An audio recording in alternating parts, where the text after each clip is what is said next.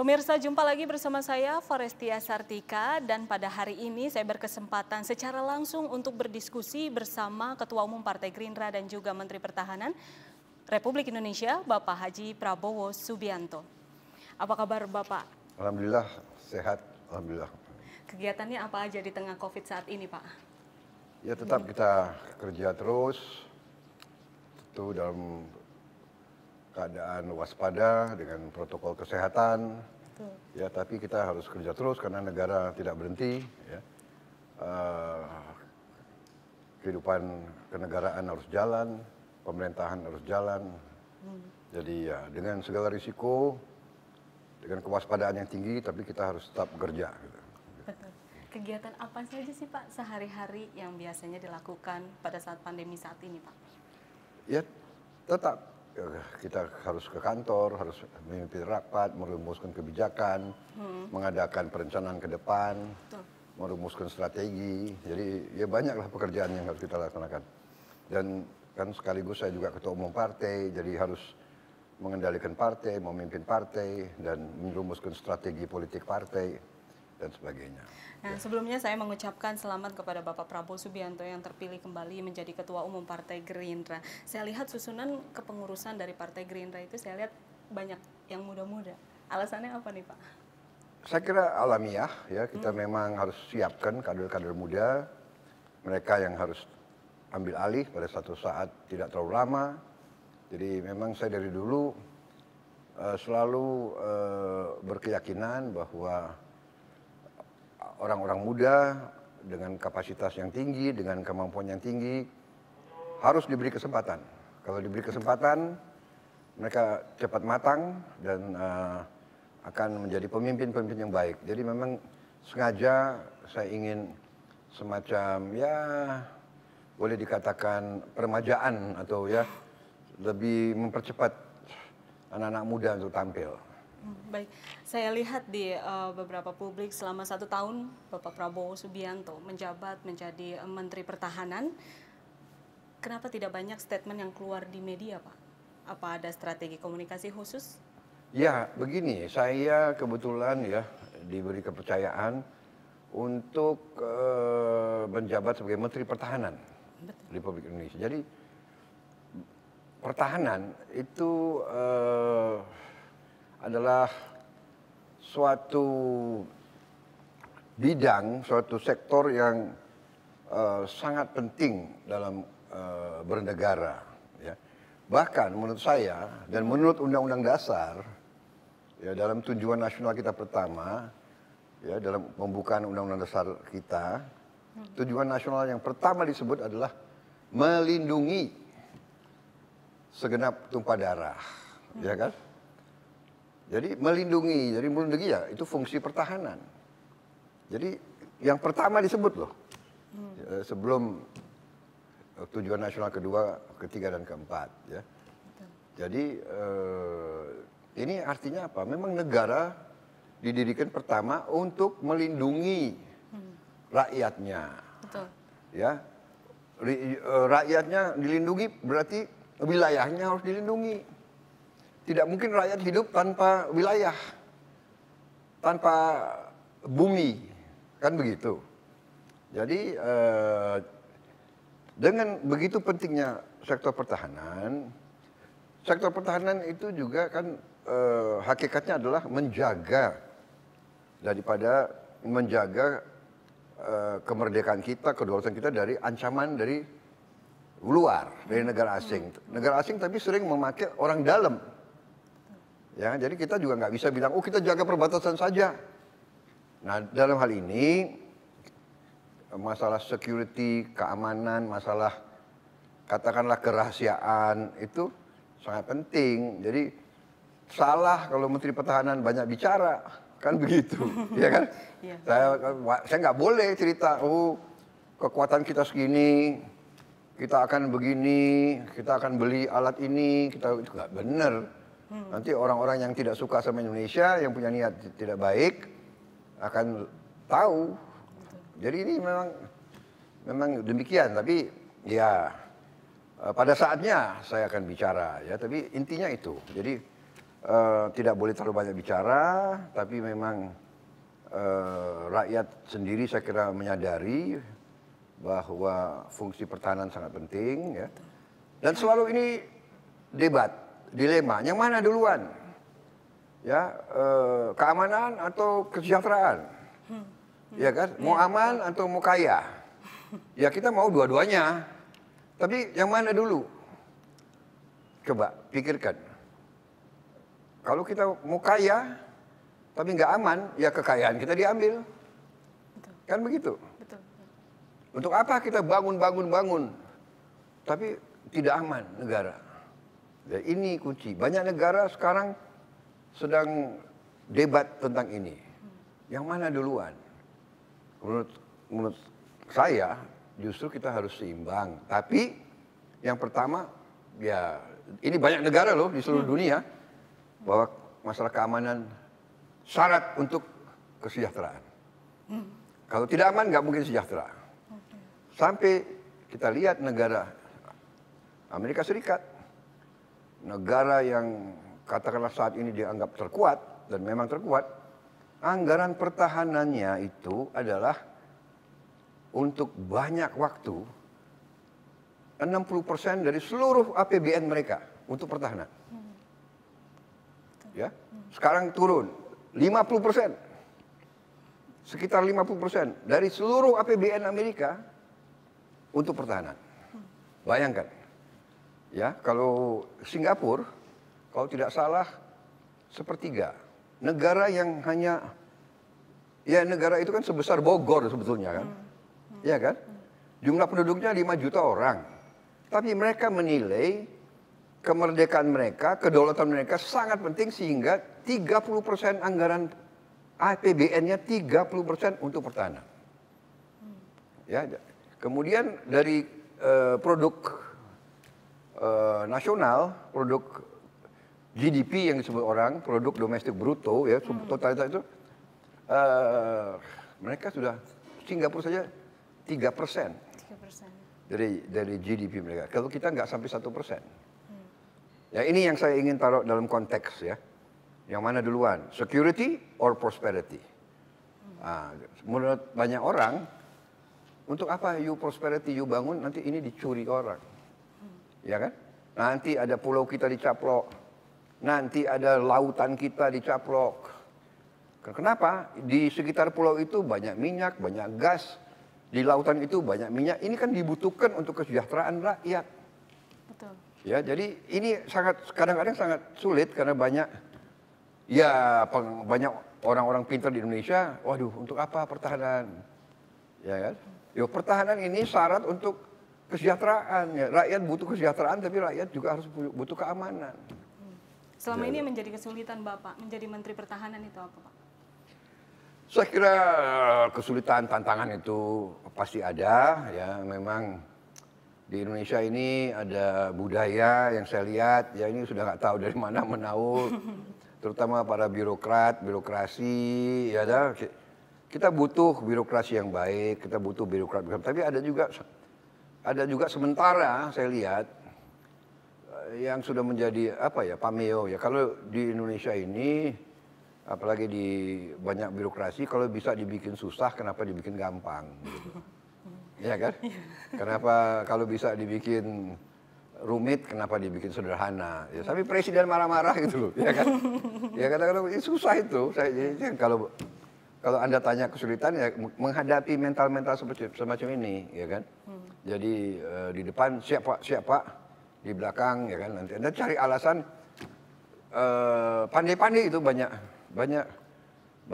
ya, pejabat Indonesia banyak pandai mencari 200 alasan untuk mengatakan tidak, ya kan? Tidak bisa pak, atau sulit peraturan. Menurut peraturan yang bikin peraturan kan manusia gitu loh, ya kan? Iya. Tapi ya itu, kita selalu mencari regulasi untuk membelenggu diri kita sendiri. Jadi ini kalau ditanya kesulitan, tapi ya kita sabar, kita atasi, kita lobby, kita kasih penjelasan kan gitu ya. Setiap tantangan harus dihadapi ya Pak. Iya. Lalu ke depannya tapi ya kadang-kadang ya benar-benar ya kita juga mengecewakan lah gitu ya. Ada pejabat-pejabat yang kadang-kadang tidak berpikir bangsa gitu, berpikir hanya sektornya saja dan sebagainya. Tapi Ya. sejauh ini komunikasi dengan para menteri ataupun para pejabat yang Para di menteri Bapak, baik, saja. ya baik. Tapi juga saya kira mereka juga menghadapi gitu, ya kan. Lalu dari Kementerian Pertahanan sendiri ke depannya atau yang paling dekat sekali apa yang akan Bapak lakukan? Dari menteri? Yang paling karena kita kan diberi kepercayaan anggaran yang cukup besar ya Betul. oleh negara. Yang saya ingin tertibkan adalah untuk mitigasi kebocoran. Mitigasi. Ya, jangan sampai kebocoran itu berlanjut, apalagi melebar atau menambah. Ini kadang-kadang ya itu yang fokus saya gitu. Jadi dalam pembelanjaan, pembelian alutsista, alat-alat utama, alat-alat sistem pertahanan, saya ingin harga yang terbaik, harga yang paling murah, tapi kualitas paling tinggi. Ya kan, ini selalu perjuangan saya. Jadi dan itulah yang membuat saya harus banyak keliling ke luar negeri karena kita banyak tergantung teknologi masih banyak dari luar. Kita ingin kembangkan, presiden terus ingin kembangkan industri dalam negeri, ini terus kita push, tapi sementara kita masih butuh sebagian dari luar. Nah, untuk beli teknologi militer dari luar harus ada izin dari pemerintah, nggak bisa kita langsung ke pabriknya. Karena itu kita harus datang ke pemerintah, saya harus datang ke Menteri Pertahanan negara-negara itu, kulo nuwun, sowan, minta izin kan begitu. Dan kalau mereka baik sama kita, mereka memandang Indonesia bersahabat, baru kita harus bikin perjanjian, ya kan? Perjanjian kerjasama pertahanan, Defense Cooperation Agreement. Dari situ baru kita bisa negosiasi sama pabrik-pabrik. Nah, jadi ya kadang-kadang itu ya kadang-kadang capek harus datangi semua negara, ya kan, untuk mendapat izin boleh atau tidak membeli. Kadang-kadang dia nggak mau kasih. Negara ini dia mau kasih, negara ini tidak boleh. Jadi ada tingkat-tingkatannya. Karena itu persahabatan, diplomasi itu sangat penting. Jadi ya itulah langkah-langkah yang kita harus lakukan ke depan itu. Ya. Sejauh ini kan Bapak berkunjung ke beberapa negara untuk menjalin hubungan diplomasi bersama beberapa negara. Bagaimana Pak? Apakah ada perkembangannya? Ya, alhamdulillah ya, alhamdulillah. Memang Indonesia kan menganut politik bebas aktif. Betul. Kita tidak mau terlibat dalam aliansi-aliansi. Kita mau bersahabat sama semua negara, ya kan? Saya sering mengatakan politik kita adalah 1000 kawan terlalu sedikit, 1 musuh terlalu banyak. Jadi ini positif. Jadi kita baik sama semua, tapi tentunya ada tantangan juga ya. Kalau orang yang tidak punya aliansi kan berarti tidak mau masuk ke suatu ikatan sekutu. Kalau tidak ada ikatan sekutu berarti kalau kita diancam atau kita mau diganggu, kita harus tergantung pada diri kita sendiri. Kalau negara lain, negara kecil kan dia bikin sekutu, jadi kalau dia diancam serang, oh dia bisa dapat perlindungan. Ya kita hanya bisa percaya dengan kekuatan kita sendiri. Kita harus berdiri di atas kaki kita sendiri. Karena itu selalu argumen saya adalah Indonesia harus jadi negara kuat dalam segi pertahanannya. Ya kan? Bapak kemarin kan juga ada pemberitaan bahwa Bapak baru saja mendapatkan visa Amerika Serikat. Pendapat Bapak gimana Pak? Ya, Amerika negara penting, saya diundang, ya saya harus memenuhi undangan tersebut. Betul. Iya kan? Iya, walaupun perjalanan jauh, sekarang pandemi COVID, tapi ya tetap kita hormati, saya menghadap presiden, saya lapor presiden, Pak, saya dapat undangan dari Amerika Serikat, presiden mengatakan, ya harus berangkat. Ya, siap. Harus kita berangkat. Iya, Pak. Lalu tugas untuk ketahanan pangan mengenai food estate, Bapak juga kan diberi kepercayaan untuk mengenai food estate ini sendiri. Seperti apa konsep dan arahan dari Bapak Presiden sendiri, Pak? Ya, jadi begini ya, memang masalah pangan itu masalah strategis. Karena pangan itu ya sumber kehidupan. Jadi untuk apa kita negara merdeka kalau rakyat kita nggak bisa makan? Betul. Kan begitu. Jadi makanya pangan itu sering disebut sebagai senjata. Food is weapon. Food is a weapon and food as a weapon. Jadi sering kalau kita mau dalam perang, sering dalam sejarah perang, kenapa ada pihak yang menang dan pihak yang kalah? Sering, selain kalah senjata, kalah taktik, kalah kepanglimaan, juga kalah makan, makanan habis.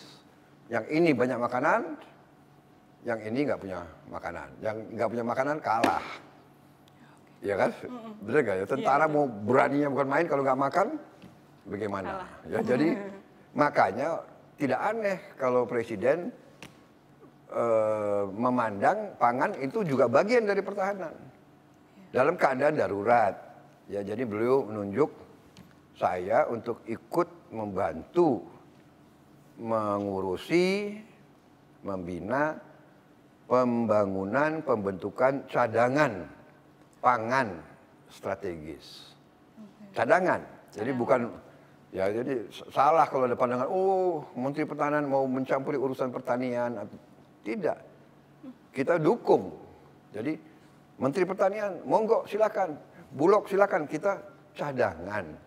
Jadi kalau main bola itu kan ada pemain yang main, ada pemain cadangan. Benar nggak? Jadi kalau ini repot, kita bisa backup, ya kan? Dan TNI kan selalu loyal sebagai alat negara. Jadi ya sering TNI akan turun untuk membantu, bukan untuk menggantikan. Ya.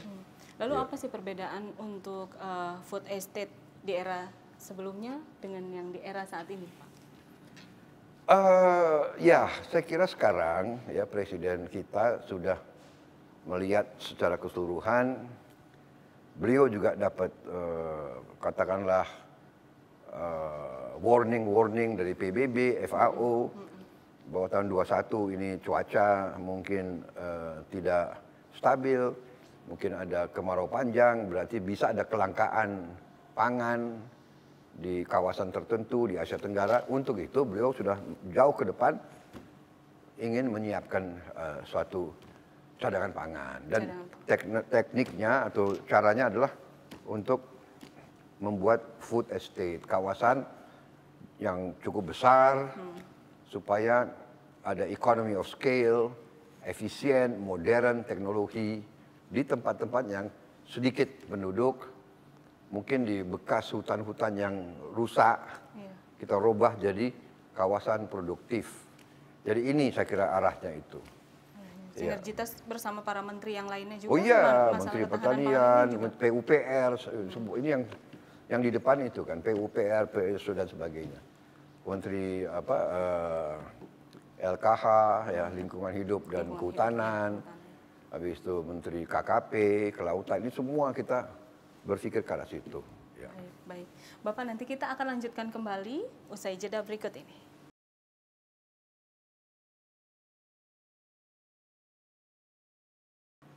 Pemirsa, masih bersama saya Forestia Sartika bersama Bapak Haji Prabowo Subianto. Bapak, kalau ditanya, dikasih dua pilihan, kopi apa nasi goreng, Bapak pilih yang mana? Nasi goreng dulu baru minum kopi. Artinya pilih keduanya ya.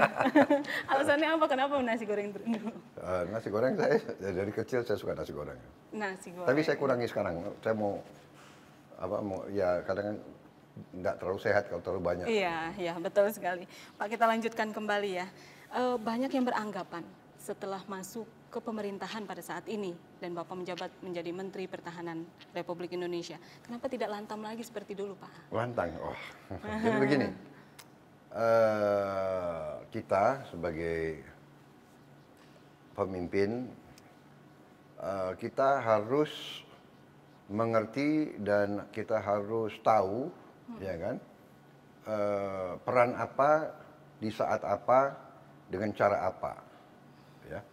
Jadi itu kita harus pandai untuk memilih. Tetapi nilai-nilai tidak berubah, cita-cita tidak berubah. Ibarat, ya kan, tujuan kita mau dari Jakarta ke Surabaya. Kadang-kadang kita harus tentukan apakah saya lewat jalur utara atau lewat jalur selatan. Tapi ujungnya saya masih tetap mau ke Surabaya. Jadi nilai dan cita-cita tidak berubah. Ingin menegakkan suatu negara yang berdaulat, negara yang aman, negara yang adil, negara yang makmur. Itu tidak berubah. Ya. Tapi kita harus sekarang mengerti peran kita sebagai apa. Jadi, waktu saya di luar pemerintah, saya calon presiden, ya saya menyampaikan cita-cita saya, nilai-nilai saya, melalui program, melalui manifesto perjuangan, melalui macam-macam. Ya. Dan kalau kita bicara di forum, kan kita bicara di depan ribuan orang. Kalau kita bicara di depan 100 orang aja, kalau kita tidak lantang, ngantuk. Ya kan? Jadi itu saya kan bekas komandan pasukan, bekas panglima. Panglima, komandan itu ya guru, ya pelatih. Jadi saya mengerti. Makanya kalau pelatih yang baik itu suaranya ya lantang. Ya kan? Supaya anak buahnya nggak ngantuk. Nah kalau rakyat ribuan, kalau saya bicara ya capek dia kan, kasihan mereka. Jadi saya harus bangkitkan semangat. Betul. Tapi cita-cita yang saya perjuangkan tidak berubah. Nah begitu saya memutuskan bahwa demi kepentingan bangsa dan negara, supaya Indonesia kuat, kita harus ada ketenangan, kita harus ada stabilitas, kita harus ada persatuan, kita harus ada kerukunan. Ya kan? Karena negara kita sudah dari zaman dahulu, ratusan tahun sebelum kita punya Republik Indonesia, Nusantara ini ratusan tahun kita diganggu. Karena apa? Karena kaya. Kita diganggu, kita dirampok, kita dijajah. Iya kan? Betul. Karena mereka anggap yang kuat, saya boleh ambil miliknya yang lemah. Mereka kuat. Datanglah Spanyol, datanglah Portugis, datanglah Belanda, datanglah Perancis, datanglah Inggris, dan seterusnya, iya kan? Kemudian kita diadu domba, polanya sama. Selalu diadu domba, selalu diadu domba. Jadi, setelah saya pelajari sejarah ini, saya bilang oke, sebagai pemimpin kita harus tahu. Dan kita punya sistem. Kita sudah milih sistem demokrasi. Kita harus melalui pemilihan. Kita minta kekuasaan, kita minta mandat dari rakyat, kita minta dari rakyat melalui pemilihan. Kita tidak puas kadang-kadang. Kita kecewa kadang-kadang. Kita menganggap sistem tidak baik. Ada kecurangan. Ya marilah kita perbaiki. Bersama. Jadi waktu itu saya demi kepentingan nasional dan keyakinan saya bahwa saya bisa kerjasama dengan Pak Jokowi. Saya kenal beliau lama, kita rival. Tapi Anda perhatikan, dalam debat pun kita saling menghormati, kita saling bercanda, kita saling, benar nggak? Untuk memberi kesan kita ini saudara, kita rival, tapi kita ini bukan musuh, bukan. Kita kadang-kadang sedih, kita lihat contoh di negara lain ya, debat itu ya kan sampai sudah tidak sopan dan tidak apa. Ini budaya Indonesia lain. Ada beberapa rekan saya, ada beberapa pendukung saya yang sempat kecewa sama saya. Betul. Oh, kenapa Bapak kok?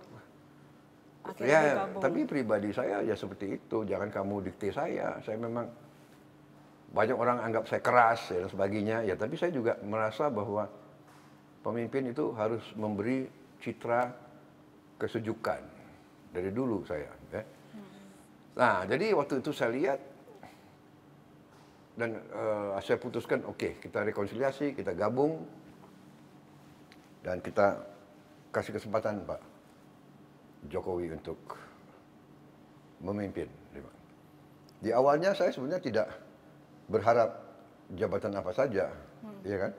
Saya bilang saya pengen istirahat. Dari dulu, dari usia muda sampai sekarang, ya kan saya belum pernah cuti, belum pernah istirahat.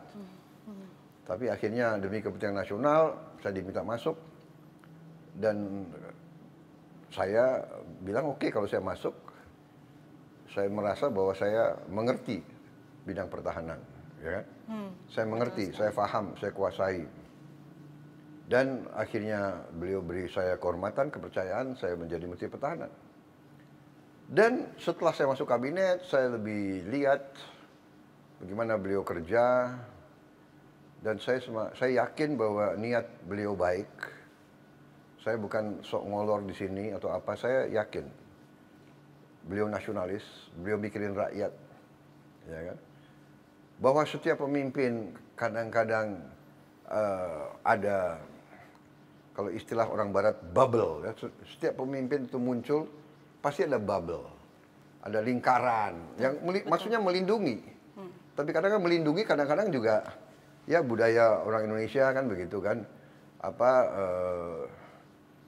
Nggak takut memberi laporan yang sebenarnya, ya kan. Kedua juga ada juga kadang-kadang yang, menurut saya sih, suka menggiring pemimpin untuk mengambil suatu keputusan, etc. begitu loh. Saya juga merasakan di lingkungan saya kan begitu.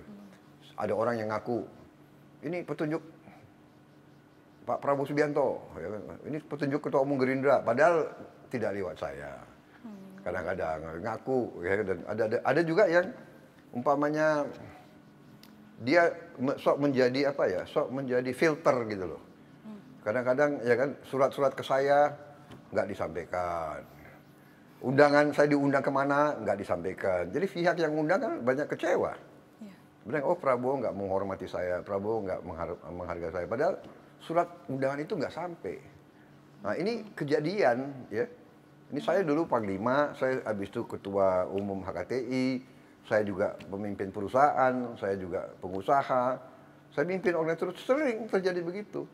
Ya nanti di perusahaan saya itu ada kubu-kubu, ini 2-3 orang jadi satu kubu, di dua, ya ini manusia, benar nggak? Di partai ada juga, si ini, si itu, nah nanti yang ini mau masang orangnya, yang ini mau masang orangnya, kan begitu kan, nanti ini wah itu jadi, nah habis itu selalu enggak ini sudah dari Pak Prabowo.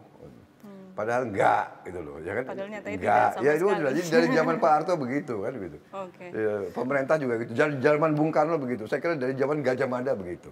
Ya kan? Nah, jadi bagaimana kita sikapi ya itu. Tapi saya yakin niat Presiden baik. Saya saksi. Beliau selalu mikirin rakyat.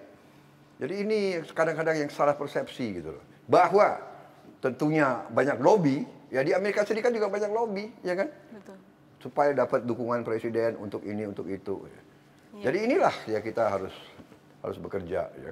Saya kadang-kadang ya itu, tapi saya prinsip kalau saya kepala pimpinan saya dan sekarang beliau pemimpin saya di bidang pemerintahan, saya harus laporkan apa adanya, benar nggak? Ya sudah.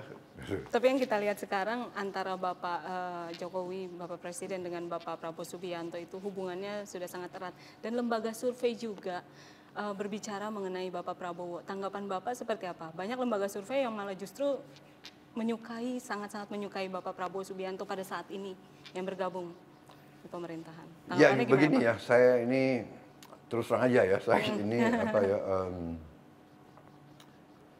selama ini saya fokusnya itu saya ingin bekerja dengan baik. Itu aja. Saya ingin bekerja dengan baik.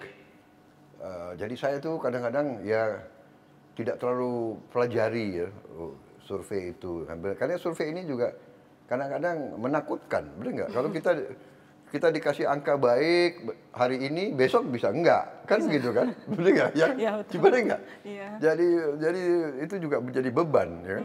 Kemudian begini, kalau saya terus terang aja ya. Saya bukan mau sok merendah, tapi kita ini satu tim, kabinet itu satu tim, nggak ada orang yang bisa bekerja sendiri, nggak ada. Jadi saya juga bukan sekali lagi bukan cari muka, saya terus terang aja melihat banyak di kabinet ini yang hebat-hebat, mereka profesional, mereka di bidangnya menguasai dan ya sudah gitu. Ibarat suatu orkestra, ada yang pemain apa itu? Biola ya, ada yang trompet, ada yang ya masa pemain viola dia juga mau main trompet, benar nggak? Kacau itu orkestra, benar nggak? Jadi this is a team. Jadi kadang-kadang siapa yang hari ini atau bulan ini prestasi terbaik. Wah, ini kan nggak benar. Sepak bola itu benar nggak? Iya. Sepak bola 11 orang harus kerjasama. Benar nggak? Yang nge-kick gol apa dia sendiri? Kan bola dibawa dari belakang, kasih dia, ya kan? Digiring. Digiring. Ya. Jadi saya agak was-was itu ya dengan lembaga survei. Malah justru was-was ya, Pak. Iya. Malah justru was-was ya. Iya, jadi dan terus aja saya objektif, saya menilai rekan-rekan saya banyak juga yang terus aja ya, memang mereka yang terbaik di negara ini. Salah satu. Jadi seandainya pun umpamanya kemarin saya yang presiden, saya lihat kok ini juga saya akan milih juga gitu untuk kabinet saya, iya kan? Betul. Because when you're already there, kamu harus berbuat untuk negara. Kamu harus berhasil, benar nggak? Untuk berhasil, kamu harus cari orang yang terbaik. Umpamanya kita bikin, saya selalu pakai analogi sepak bola, ya kan? Memang saya suka sepak bola, ya benar. Jadi kalau Anda mau tim sepak bola menang, juga harus cari pemain terbaik. Siapa kiper yang terbaik cari, siapa striker. Siapa, kan begitu, yuk cari. Nah begitu dapat, wah menang. Masa saya mau ponakan saya, padahal dia nggak bisa main bola, benar nggak? Ya, sama itu prinsipnya. Jadi saya lihat banyak yang dipilih Pak Jokowi itu memang kalau saya jadi presiden bahkan saya juga mau milih dia juga gitu loh dari hati gitu loh. Iya kan? Kita mengulang kembali bahwa Bapak mempunyai cita-cita yang sangat besar, yaitu rakyat dan rakyat, kesejahteraan rakyat, seluruhnya untuk rakyat gitu. Kalau kita melihat kemarin, Bapak pasti melihat kejadian kemarin mengenai RUU Cipta Kerja, kemarin para buruh mahasiswa turun ke jalan. Iya. Bagaimana tanggapan Bapak? Ya, jadi saya kira begini, ya, para pemimpin buruh, mereka punya kewajiban untuk membela kepentingan buruh. Dan kita menyadari sekarang bahwa negara dalam keadaan susah, ya. Ini sekarang ini pandemi COVID-19 ini sangat berbahaya. Ini wabah dunia. Ini katakanlah menggoncangkan ekonomi dunia. Betul. PHK itu di mana-mana seluruh dunia, ya kan? Jadi saya paham bahwa buruh merasa paling terkena dan mereka korban daripada ini semua. Tapi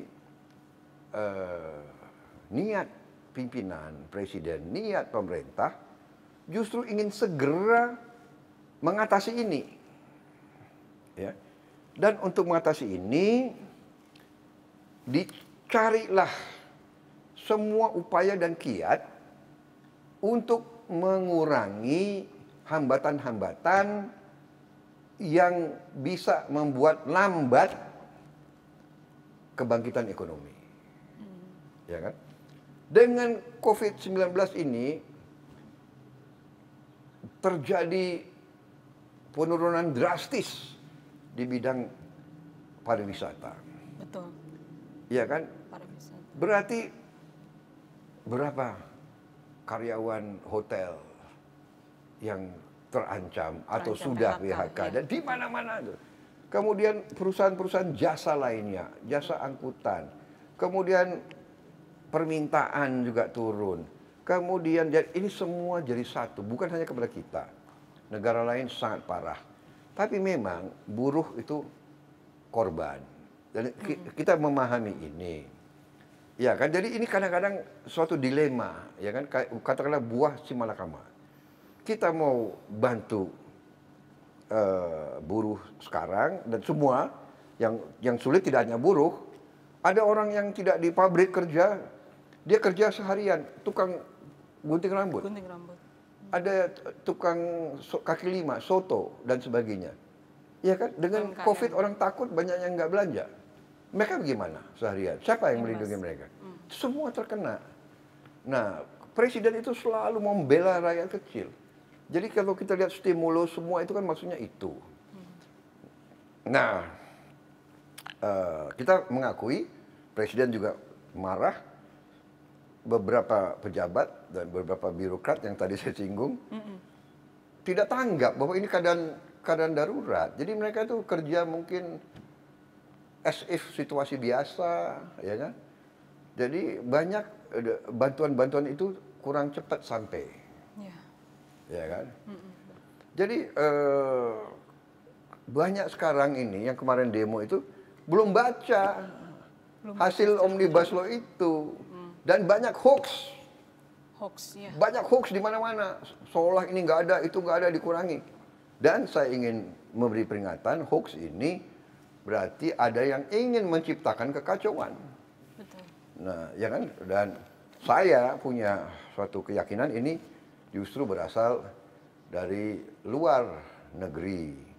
Ada kekuatan-kekuatan asing, ada negara-negara tertentu di yang tidak pernah suka Indonesia aman dan maju.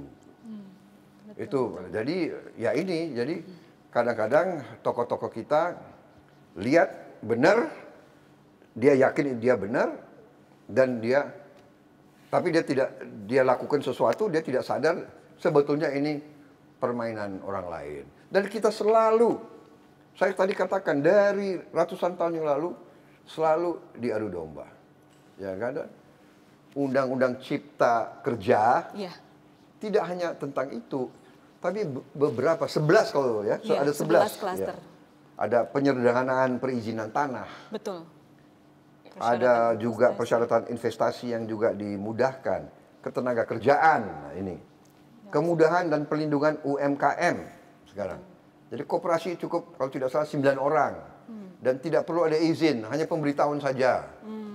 Kemudian ada kemudahan berusaha, dukungan riset, inovasi, administrasi pemerintahan juga mau disederhanakan, pengenaan sanksi, pengendalian lahan, kemudahan proyek-proyek pemerintah, dibentuk kawasan-kawasan ekonomi khusus. Jadi banyak sekali yang mau dirapihkan, disederhanakan, birokrasi dipangkas supaya timbul pertumbuhan. Ya. Betul. Tanpa pertumbuhan tidak mungkin ada perbaikan kehidupan ekonomi. Betul. Dan dengan demikian kehidupan buruh akan tambah parah. Jadi memang kita saya paham kesulitan buruh. Saya dari dulu berjuang untuk buruh. Betul. Ya, Gerindra itu partai selalu membela buruh. Tanya ada semua pemimpinnya di pihak siapa kita. Dan waktu Omnibus Law ini dibahas di pemerintah, di DPR, Partai Gerindra juga yang paling keras membela kepentingan semua, buruh, tani, nelayan, dan sebagainya. Dan dengan sungguh-sungguh ada buktinya, ada rekamannya semua. Mungkin fraksi Gerindra yang paling banyak ketemu dengan tokoh-tokoh buruh dan sebagainya. Betul.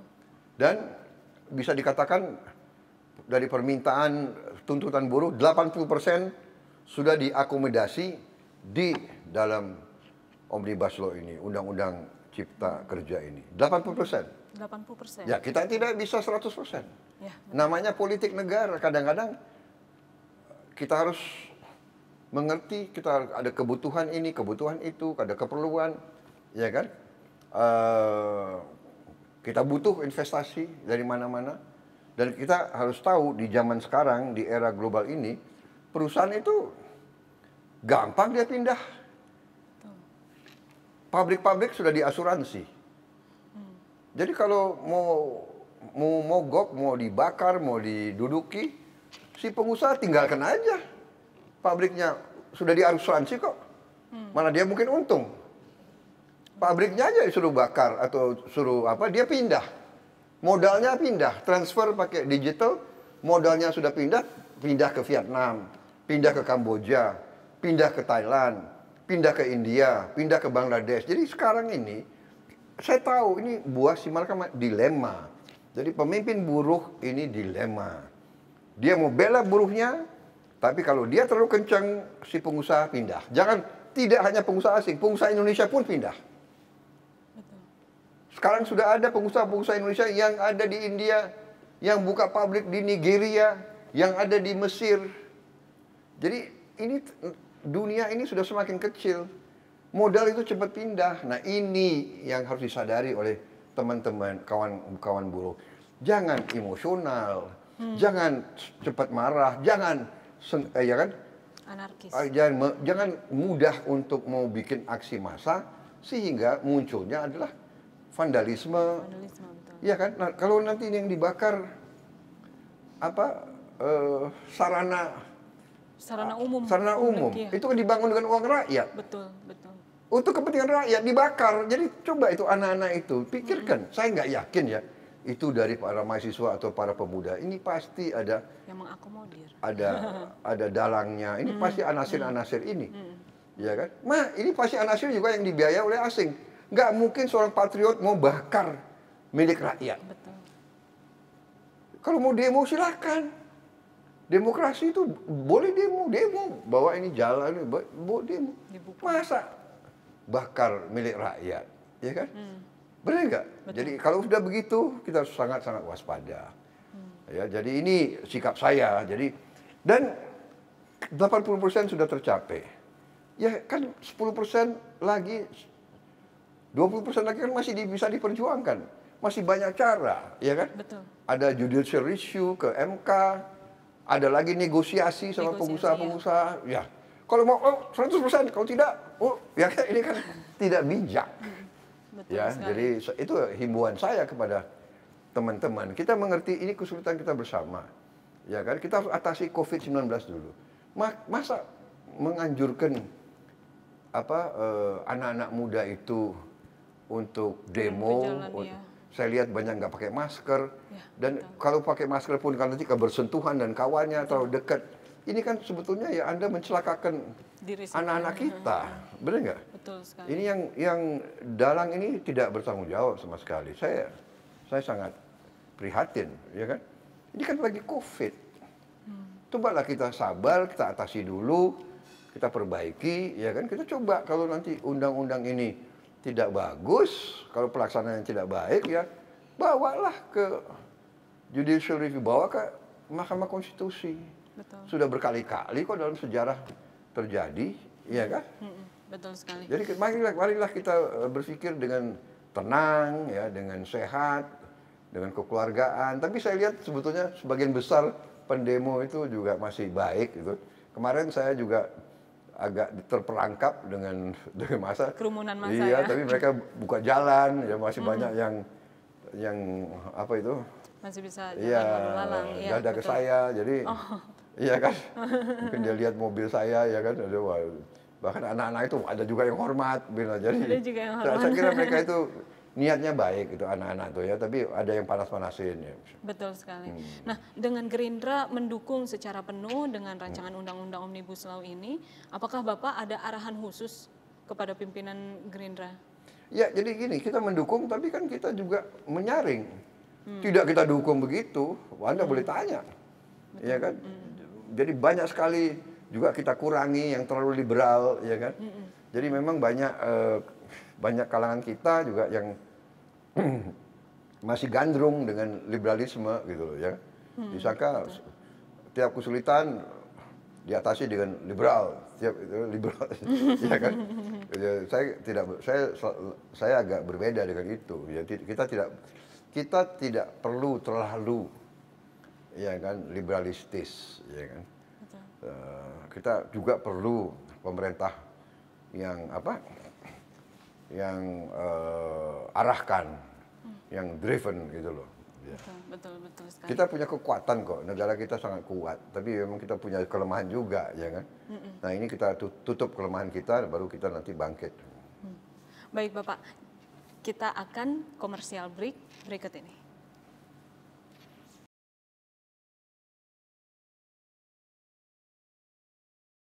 Ya pemirsa, kita masih bersama Bapak Haji Prabowo Subianto. Bapak, kita kan tadi sudah membahas mengenai rancangan undang-undang Omnibus Law Cipta Kerja yang 11 klaster tadi. Sudah jadi undang-undang sebetulnya. Sudah jadi undang-undang, iya. betul sekali. Nah, terkait undang-undang Cipta Kerja khususnya di klaster ketenaga kerjaan, terdapat 12 poin penolakan dari para buruh, salah satunya tentang isu upah minimum. Bagaimana tanggapan Bapak itu? Ya kan ada hoax bahwa upah minimum dihapus, itu dibaca dong, ya kan tidak seperti itu, Betul, ya kan? betul. Jadi dibaca telitinya itu. Jadi ada memang tentang pesangon, ya kan? Tapi pelaksananya juga nanti kan bisa dinego dengan perusahaan-perusahaan itu, ya kan? Jadi itu semua bisa bisa diatasi, bisa di. Jadi tidak tidak apa ya mutlak harus ditolak atau harus diterima kan itu bisa di pelaksanaannya juga sering dinego sama pengusaha-pengusaha itu. Jadi kalau perusahaan itu tidak sanggup, dia mintanya umpamanya 32 kali atau 35 kali mintanya di situ. Nanti pengusaha bilang nggak bisa. Ya ambil aja perusahaan saya. Yang yang yang saya sebutkan, ya ambil aja perusahaan saya. Saya udah diasuransi kok. Ambil aja alat-alat itu. Saya pindah aja. Kan saya nggak mampu. Kondisi ekonomi ini kayak begini. Akhirnya kan banyak juga ya oke lah. Nggak sampai 32, nggak menerima berapa saja pesangon yang bisa dikasih. Nah ini yang kita maksud. Pemerintah tuh sudah mau lindungi buruh, ya kan? Kita butuh dulu suatu iklim ya. Memang kita mengerti, tapi saya yakin pemerintah dan apalagi presiden yakin sedang mencari bentuk bagaimana kita beri bantuan langsung. Sudah ada banyak upaya kita, ya, sudah banyak sekali. Ada hal menarik di tengah pengesahan RUU Omnibus Law ini, Pak, yang tadinya dijadwalkan 678, tapi tiba-tiba di tanggal 5 itu langsung disahkan. Tanggapan Bapak itu seperti apa, Pak? Ya kan kita lihat, ini kan kondisinya COVID ini tidak menguntungkan. DPR ini termasuk klaster COVID yang sangat rawan loh. Banyak sekali sekarang anggota DPR, tenaga ahli dan sebagainya yang kena. Ya, saya baru kehilangan salah satu anggota terbaik Gerindra baru hari ini ya. Pak Supriyatno. Jadi saya katakan ini kan juga ada pertimbangan supaya cepat reses, supaya bisa cepat tidak kumpul-kumpul terlalu banyak. Undang-undang harus dijalankan, proses konstitusi harus dijalankan. Tapi kalau semakin lama terus apa ya kegiatan yang menyangkut banyak orang berkerumun itu juga menimbulkan suatu kerawanan. Ya, jadi saya bisa pahami kalau ada pihak yang ingin mempercepat itu. Tapi kan proses dijalankan, semua pembahasan dijalankan dan sebagainya. So, saya kira itu kenapa dimasalahkan ya, nggak ada masalah itu. Ya, tidak ada masalah ya artinya ya. Dalam pandangan akhirnya di DPR fraksi Gerindra harus realistis dan mengambil kebijakan yang tepat. Meskipun bisa saja tidak populis nih Pak. Dengan tujuan agar Undang-Undang Cipta Kerja ini dapat memperbaiki iklim berusaha dengan sistem perizinan yang akuntabel. Lalu apa arahan Bapak Prabowo kepada pimpinan fraksi Gerindra terkait hal tersebut Pak? Iya, saya dari awal saya beri arahan Undang-Undang Cipta Kerja Omnibus Law ini harus teliti pasal demi pasal, klaster demi klaster dan kepentingan nasional, kepentingan rakyat selalu utama. Ya, jadi kita termasuk ya yang paling keras untuk menyaring ya dan apa ya istilahnya ya menelusuri dan mengurangi pasal-pasal yang terlalu liberal terlalu. Dan ini kan namanya proses demokrasi ya. Jadi saya yakin ada banyak pengusaha yang lobby ya kan. Dan pengusaha itu mungkin banyak teman di dalam pemerintah juga. Jadi ini wajar lah. Tapi kita ini kan ya selalu memihak rakyat dan mungkin banyak yang kesel sama kita. Jadi sekarang seolah Gerindra tidak mendukung rakyat. Enggak, kita mendukung rakyat tapi melalui cara yang kita pilih dengan nilai-nilai yang sama. Kita di dalam pemerintahan tetap kita berjuang di dalam pemerintahan, ya kan? Jadi kita mengimbangi supaya tetap dalam nilai koridor yang kita harapkan. Dan saya katakan bahwa saya yakin dan percaya bahwa Presiden Jokowi hatinya utamanya adalah selalu mikirin bangsa dan rakyat. Karena itulah saya mau kerjasama. Betul. Ya kan kalau saya lihat, waduh, beliau kurang nasionalis, untuk apa? Kan begitu. Ya kan? Ini pertanyaan terakhir. Harapan Bapak sebagai Menteri Pertahanan untuk ketahanan Indonesia sendiri dan untuk rakyat di seluruh Indonesia? Itu apa, Pak? Ya, jadi fokus saya, perhatian saya adalah memperkuat pertahanan Indonesia supaya kita aman, kita tidak diganggu pihak lain. Karena saya belajar dan saya perhatikan sejarah ke belakang. Sedikit-sedikit ada gangguan dari luar. Ya kan? Sedikit-sedikit ada gangguan dari luar. Mereka takut sama Indonesia. Satu takut dan iri.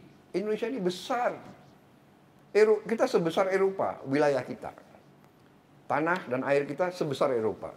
Eropa itu 27 negara. 27 atau sudah 28 ya? Pokoknya kalau nggak 27, 28 negara. Kita ini satu negara. Mereka punya 27 parlemen. Mereka punya 27 angkatan perang. Mereka punya 27 kepala negara, kita satu. Luas. Kita ini sekarang ekonomi ke-15 di dunia. Dari 200 negara, ekonomi kita ke-15 di dunia. Ya kan? Dan diramalkan kita akan jadi ekonomi ke-5, ekonomi ke-6 atau ke-5 dalam berapa tahun yang lagi. Bahwa masih ada ketidakadilan. Yes. Ini sedang kita perjuangkan. Ya kan? Bahwa sumber alam kita banyak dicuri. Yes. Ini harus kita amankan. Jadi kalau Anda tanya, fokus saya pertahanan harus kuat. Ini berbeda karena ada banyak juga tokoh Indonesia yang mengatakan, oh dalam 25 tahun nggak akan ada perang, tidak ada invasi. Ya kan? Loh, ini sangat rawan, itu saya koreksi, ya kan? Saya koreksi dengan bukti-bukti bahwa bahwa ini tidak benar, ya. Kita tidak boleh mengatakan tidak akan terjadi perang. Itu sama dengan saya mau berangkat ke Bandung, sebelum saya berangkat ke Bandung, saya katakan kemana-mana, saya ke Bandung naik mobil dan tidak akan terjadi kecelakaan. Loh, namanya saja kecelakaan, benar nggak? Kok saya bisa? Saya berharap tidak akan terjadi kecelakaan.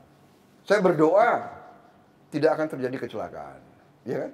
Tapi saya tidak bisa pastikan saya ke Bandung malam ini, walaupun hujan, saya jamin tidak akan terjadi kecelakaan.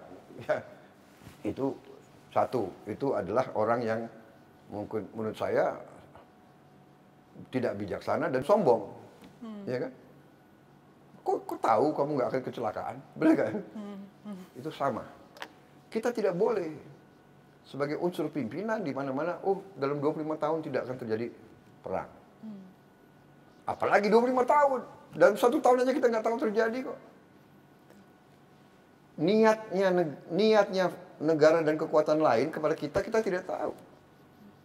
Benar nggak? Kalau ada negara yang mau, kalau ada perampok mau ke rumah kita, apa dia datang? Hei, aku mau merampok rumahmu, ya kan? Saya lusa akan datang merampok lo, kan nggak mungkin. Dia kan orang yang niat tidak baik, tidak mungkin menyatakan bahwa dia akan berbuat tidak baik. Malah terbalik mulai. Kalau dia, dia baik-baikin kita kan, tahu-tahu, itu namanya apa istilah kita kan banyak itu apa? Tusuk dari belakang. Menusuk dari belakang, ya kan?